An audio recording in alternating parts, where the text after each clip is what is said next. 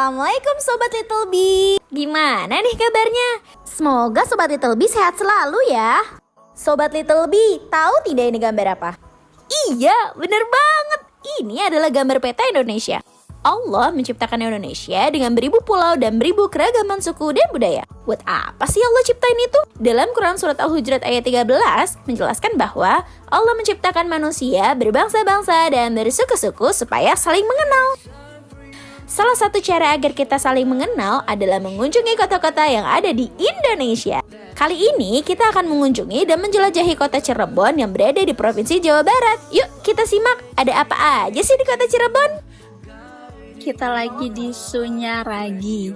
Sunyaragi berasal dari dua kata. Sunya artinya sunyi dan ragi artinya raga. Dahulu, Gua Sunyaragi digunakan para raja sebagai tempat mendekatkan diri kepada Allah. Sebagai peninggalan keraton yang dipimpin oleh sultan yang beragama Islam, Gua Sunyaragi dilengkapi pula oleh pola-pola arsitektur bergaya Islam atau Timur Tengah. Misalnya, relung-relung pada dinding beberapa bangunan, tanda-tanda kiblat pada tiap-tiap pasalatan atau musola, dan adanya beberapa pawudlon atau tempat wudhu. Kearifan lokal Cirebon bukan hanya ada di bangunannya, tapi juga di nilai-nilai masyarakatnya. Nilai gotong royong, toleransi, spiritualitas masih terasa kuat.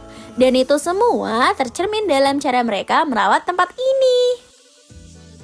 Setelah puas menjelajahi keunikan Gua Sunyaragi, kami pun mampir ke rumah makan khas Cirebon dan pesan dua makanan yang terkenal banget di sini.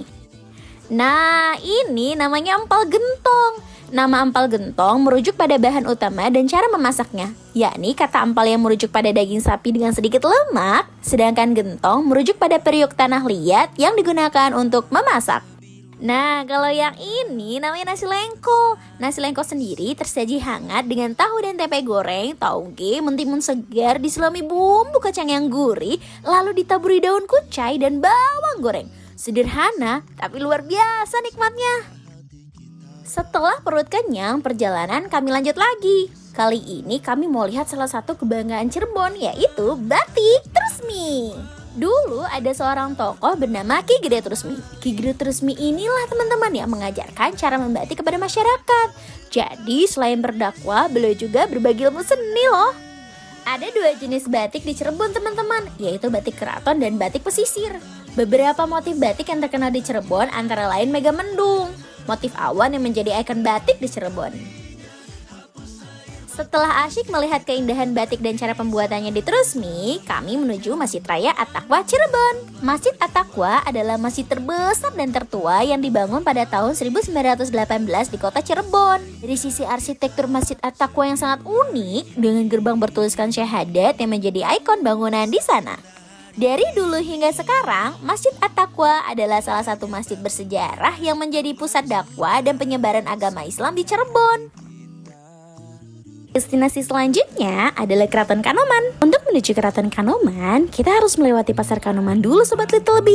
Nah, Pasar Kanoman menjadi akses satu-satunya menuju Keraton Kanoman. Dengan usia yang sudah mencapai ratusan tahun, keberadaan Pasar Kanoman tidak bisa lepas dari catatan panjang sejarah. Karena sejarahnya, Pasar Kanoman tidak bisa disamakan dengan pasar-pasar lainnya yang hanya sekedar tempat bertemunya penjual dan pembeli. Nah, ini dia Sobat Little B, kawasan Keraton Kanoman. Keraton Kanoman sendiri didirikan oleh Pangeran Muhammad Badriddin atau Pangeran Kertawijaya yang bergelar Sultan Anom I pada sekitar tahun 1678 Masehi. Peninggalan-peninggalan bersejarah di Keraton Kanoman erat kaitannya dengan syiar agama Islam yang giat dilakukan oleh Sunan Gunung Jati yang juga dikenal dengan Syarif Hidayatullah.